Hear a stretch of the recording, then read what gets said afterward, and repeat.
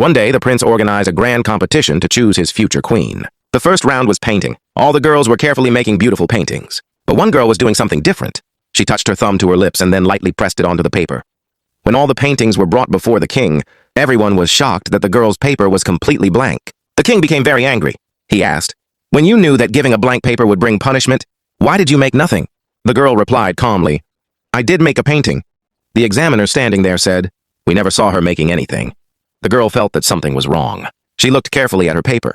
It truly was blank, but she was completely sure it was her paper because it had the mark of her thumb on it.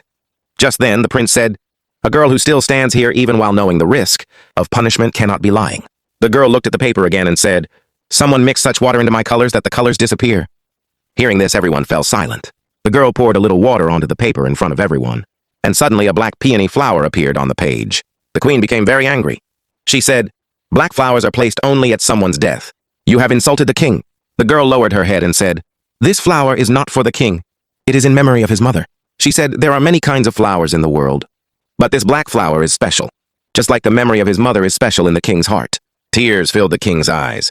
He became emotional. The king said, "This girl should also be given a chance in the next round."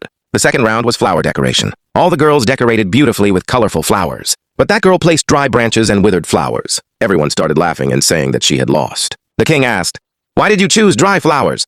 The girl smiled and said, "Because I can make them bloom right now." The king was shocked. He asked, "How?" The girl moved her palms gently over the buds, and before everyone's eyes the flowers bloomed. The entire royal court was filled with amazement. The prince kept looking at the girl continuously, this time not only with curiosity but with love. The king smiled and said, "This girl shall be given royal honor."